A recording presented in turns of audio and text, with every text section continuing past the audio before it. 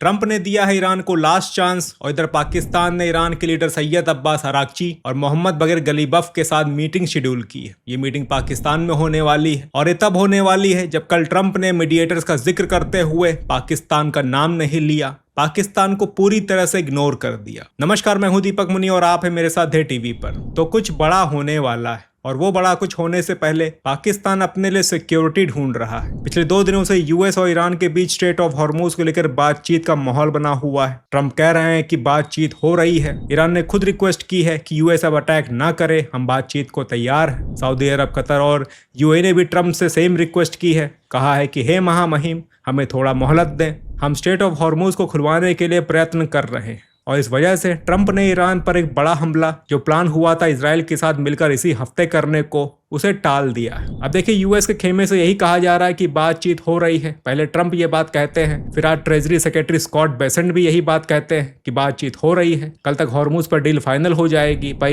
Iran ऐसा नहीं कह रहा। ईरान कह रहा है कि बातचीत तो हो रही है पर यूएस के साथ नहीं, ओमान के साथ, कि स्टेट ऑफ हॉर्मूज को दोनों कैसे मिलकर मैनेज करेंगे और जो रेवेन्यू यहाँ से फी कलेक्शन से जनरेट होगा उसका बंदर बांट कैसे करेंगे। तो ईरान पूरी तरह से डिनायल मोड पर है। मैंने कल की वीडियो में भी डिटेल्ड एनालिसिस दिया था, बताया था कि क्यों ईरान अब खुद से यूएस से वॉर करना चाहता है, ईरान की स्ट्रेटेजी क्या है और ईरान का मकसद क्या है। लिंक इसका आपको डिस्क्रिप्शन में मिल जाएगा। तो जैसा माहौल सेट हो रहा है, ईरान पूरी तरह से तैयार है, ईरान के प्रॉक्सीज पूरी तरह से तैयार हैं। तो जहां तक मैं समझ पा रहा हूं कि अब यूएस मिड टर्म इलेक्शन तक शायद वेट ना करे, क्योंकि इस वॉर से जो एक नेगेटिव नैरेटिव यूएस में डेवलप हुआ है, यूएस में बढ़ते हुए गैसोलीन के दाम, अनपॉपुलर वॉर और अब ये ट्रंप का बार बार स्ट्राइक कैंसिल कर देना यूएस को दुनिया के सामने और कमजोर साबित कर रहा है। मिड टर्म इलेक्शंस के लिए रिपब्लिकन्स के लिए ये नैरेटिव और ज्यादा वीक हो गया है। इस वॉर की वजह से यूएस की जनता पहले महंगाई से त्रस्त थी और अब ट्रंप की हरकतों की वजह से शर्मिंदगी भी झेलनी पड़ रही है। अभी तक हम ये सोच रहे थे कि यूएस मिड टर्म इलेक्शन तक वेट करेगा, उसके बाद वॉर करेगा,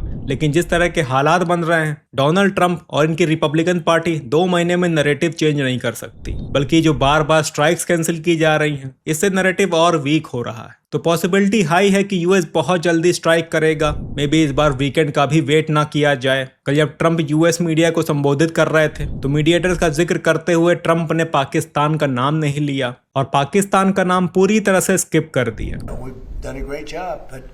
When we talk, we say we're talking. If we're not talking, when you ask me, no, we're not talking, I'll say it. But we are talking right now. We're talking, and we're talking at the request of Iran, backed by Saudi Arabia, backed by UAE, and backed by Qatar in particular, but others also. Many countries called. The leaders of many are friendly with a lot of them. देखिए, US में लंबे समय से एक section ये समझता है कि पाकिस्तान यूएस को डबल क्रॉस कर रहा है। पाकिस्तान रोल तो मीडिएटर का निभा रहा है पर फेवर ईरान को कर रहा है, और वो भी यूएस की कॉस्ट पर। इस बात को सबसे पहले उठाया था सेनेटर लिंडसे ग्राम ने। सेनेटर लिंडसे ग्राम जो अब इस दुनिया में नहीं है, उन्होंने कहा था पाकिस्तान काम तो मीडिएटर का कर रहा है पर साथ ईरान का दे रहा है, यूएस को गुमराह कर रहा है और ईरान के इंटेंशंस को, ईरान की स्ट्रेटेजी को यूएस के सामने जाहिर नहीं होने दे रहा। आजकल यूएस में काफी एनालिस्ट, रिटायर्ड मिलिट्री ऑफिसर्स यही बात बोल रहे हैं। सबका एक ही कहना है कि पाकिस्तान ट्रस्टवर्दी नहीं है। अब देखिए, जो पाकिस्तान ने ईरान के साथ एक मीटिंग कॉल की है, इसका जवाब अभी तक ईरान ने नहीं दिया है। ईरान आता है या नहीं, ये भी आने वाला वक्त बताएगा। पर यह मीटिंग पूरी तरह से पर्सनल होने वाली है। इसका यूएस और ईरान पीस डील से कोई मतलब नहीं रहने वाला है। पाकिस्तान ईरान के साथ अपने लिए एक सेफ पैसेज निगोशिएट करना चाह रहा है। कुछ ऐसा चाह रहा है कि यूएस ईरान की वॉर अगर दोबारा शुरू हो जाए तो ईरान सऊदी अरब पर अटैक ना करे, ना ही ईरान के प्रॉक्सी सऊदी अरब पर अटैक करें। और वो इसलिए ताकि सऊदी अरब को पाकिस्तान के साथ हुए